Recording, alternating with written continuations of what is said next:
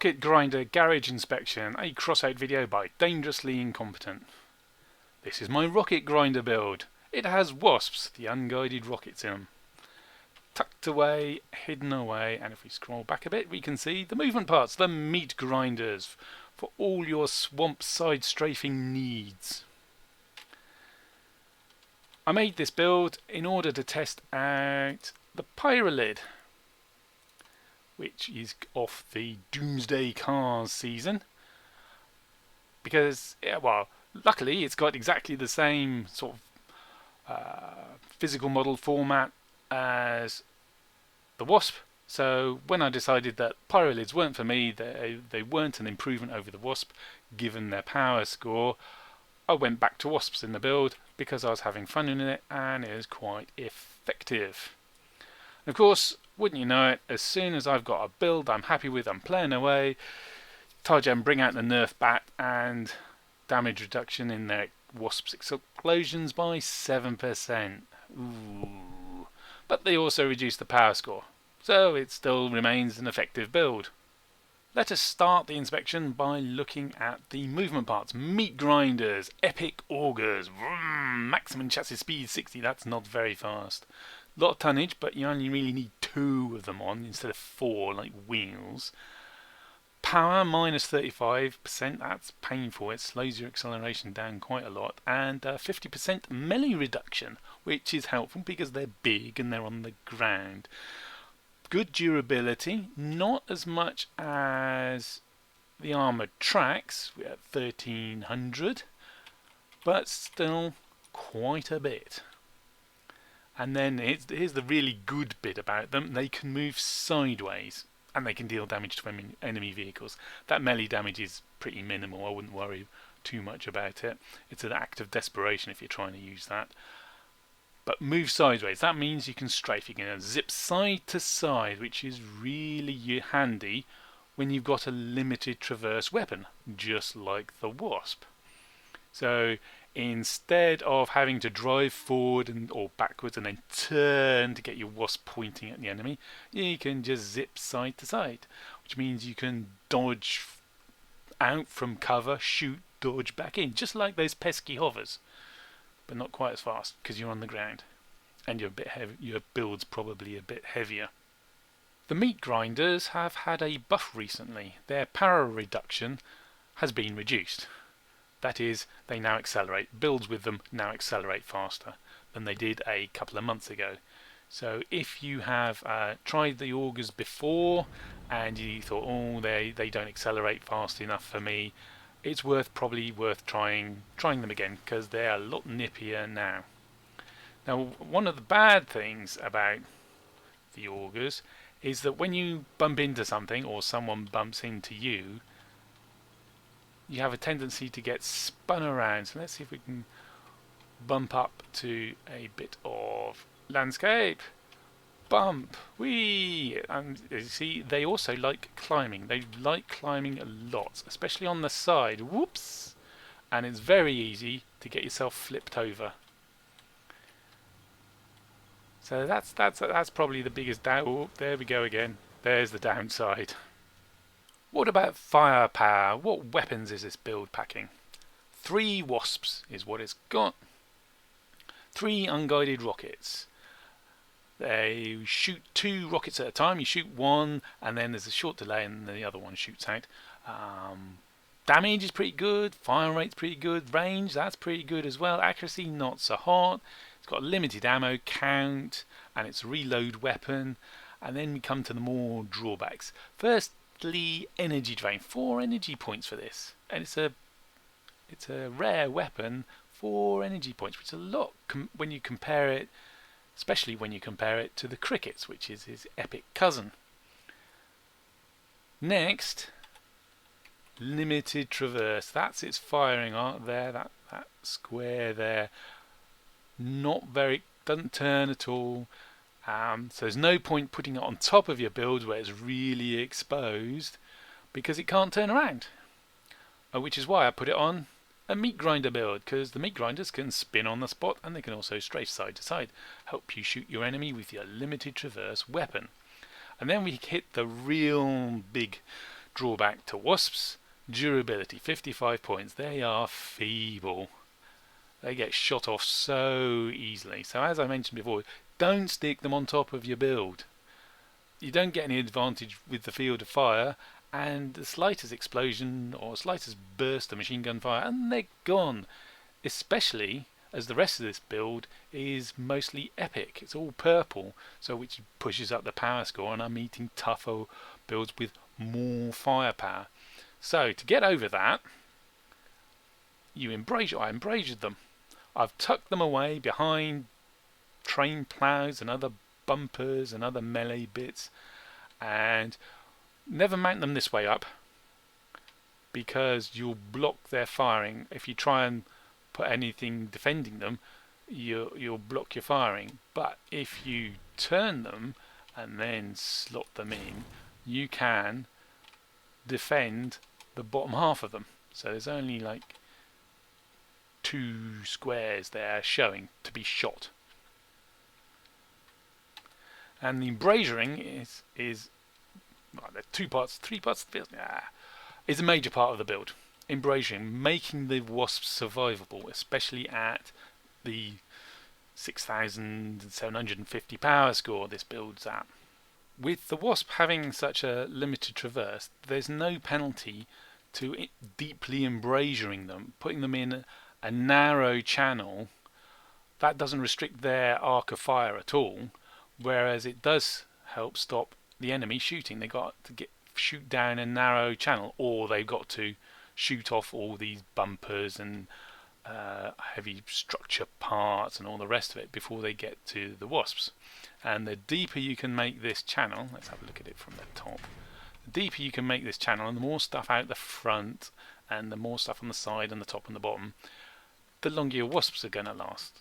And as things stand at the moment with this build, it can take a couple of volleys of cannon fire before it starts losing its weapons, which is good. The longer you keep your weapons in battle, the more effective you're gonna be.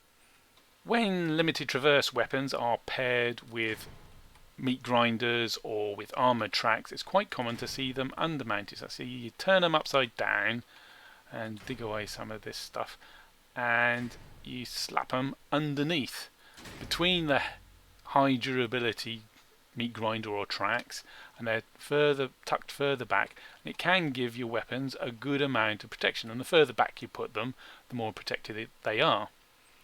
Dirk's fond of that sort of thing. Incidentally, if you like my videos, you're probably going to like his videos. Worth a watch. But there is a drawback to that. With your weapons tucked underneath, get rid of this stuff, and the further back you are, the better. But you need all this open space in front of them, and you end up going, where am I going to put my heavy stuff, my engines, my high durability structural parts? Put them on the top. That makes you top heavy. The meat grinders already have a propensity for rolling you over, and if you look at the side, the actual frame is quite high up. If we bring this down to ground level, we're on the ground, so we got like 2 squares there for ground clearance, then we got another 2 before we even get to the frame. The frame's quite high off the ground. Add top heaviness to that, and with the meat grinders it's really easy to flip yourself over. So I didn't go for undermounting, I went for deeply embrasured. What other parts do we have in this build? The Harpy, the cabin, yes, nice Harpy cabin. Good power, nice top speed, but that's no use because we're speed limited by the meat grinders. Decent tonnage, 12 energy points, decent durability, and the piece de resistance, its perk, boosts explosion radius by 20%, which goes really nicely with the Wasps because bigger explosions are more efficient at destroying your enemies. That's why the Harpy. And this one is upgraded for extra power, which means even faster zipping side to side and getting up to speed and retreating, getting up to max speed going backwards. Oh, that's a point. Meat grinders are like tracks. They go just as fast backwards as they go forwards, which is really helpful, especially when you compare them with wheels, which always slower going backwards. I can retreat in this thing. Very helpful. What else we got? Oh, dig some stuff away. We've got a Maxwell, a radar detector. See all your enemies, know what they're up to. Yeah, didn't Sun Tzu say something about that? Yeah, definitely worth having one of these. Costs an energy point. This one's upgraded for a bit more range. Lovely. One of my favourite parts. I'm so glad I got one and then upgraded it. PU charge generator. Yeah, I needed 2 extra energy, 1 for the radar detector, 1 for the engine, because 3 Wasps take 4 power each. That's the Harpy's 12 energy used up. Could have gone for the Ampere, which is smaller, where they'll have to find somewhere to tuck it away, and they go boom. They go boom so easily. Their durability is so low. PU charge goes boom, but not nearly as much, and it's got a big 164 points of durability before it does so, and so I got stuff around it and behind it and underneath it. Yeah, have I got underneath? No, I haven't got underneath it, but it's pretty well covered. So it very rarely goes boom, and it doesn't. And when it does, it doesn't destroy me. It just stops me firing one of my Wasps. Engine, ooh, Colossus. Yes, why Colossus? Plus 50% power and boosts reload speed by 20%. Reload speed of weapons and missiles by 20%. Yep, that's my Wasps. Their reloads and their missiles, and yes, faster firing. That's what you want at Colossus. This one's upgraded for speed, which is of no use at all because the meat grinders are speed limited. Yeah, I really should get round to upgrading a Colossus for extra power. There's one more. There's not much one more, but there's an important part. Yes, the expanded ammo pack. Harpy gives you a bit of extra ammo. The Wasps got 16. You can just about scrape through most matches with 16. But I like to fire often. Fire first, fire fast, and fire often. Yeah, that's my motto. So expanded ammo pack, dead useful. And this one's upgraded for greater module efficiency, which means even more ammunition. I can shoot all battle and don't have to worry about running out of ammo. The only other parts, horn, yes, ambulance lights for alerting other road users to my presence, because we wouldn't use horns to chastise or insult or anything like that, would we? No. Talking of insulting, the other piece of decor I've got on here is Wingbeat. Hologram projector. I've got one on each side because I feel it makes it look like it's got glowy eyes. Yes, and a gaping maw and a glowy eyes. And that means we can do a victory salute. Yes. Anything else? Oh, paint. Yes, paint. The paint you can see here is not one you can find on the market. It is, in fact, if we can find it. There we are. Lagoon. It is a promo code paint, and if you want it, you're too late. The promo code's worn out. Otherwise, I'd have told you about it. I found out about it just a couple of hours before it expired, so I didn't bother telling you. But if you want things like this Lagoon, it's not tradable, doesn't take up space. Well, no, paints don't. You can't fuse it or anything. If you want these sort of things, you should have a look at Targem's Crossout official Crossout Twitter feed and their Facebook pages. They put the codes like that on the social media stuff to encourage you to look at the social media stuff so more people see it, and yeah, it's advertising. But it's quite a nice paint and it didn't cost me anything, so yeah, lovely. How should you play this build? Well, the Wasps have got a good range on them, so you can snipe, and because you can zip side to side, you can hide behind cover, yes, and then dodge out and let loose. Whoops. Let's try that again. At least that's better. But they're not so accurate, so I wouldn't spend all your time doing that. What you can spend your time doing is getting just outside melee range. You don't actually want to be in melee range because these meat grinders do damage, but they don't do anywhere near as much as like I say a buzzsaw or anything. And use your superior maneuverability to zip around just outside melee range and blam away. Does it have any weaknesses? Very few. It can cope with melee. It can cope with wedges most of the time because it can just climb over them. If you get unlucky, you might get flipped over. But yeah, you can outmaneuver them or you can climb over them. Tanks, you can shoot, you can dish out the damage. Really fast builds. Well, the Wasps can go a long way and shoot them. The only real weakness is those super light, super upgraded, dodgy nip side to side and avoid your shots hovers, because you got a limited traverse. You can also zip side to side, so you got a bit of a chance there, but some of them are really fast. But mind you, I haven't seen that many of them around these days. They seem to be a lot fewer than they used to be. Do you know, I think that might be due to the King mine layer, and if you go look at the King mine layer's description, you can see that's what the developers intended from the start with that thing.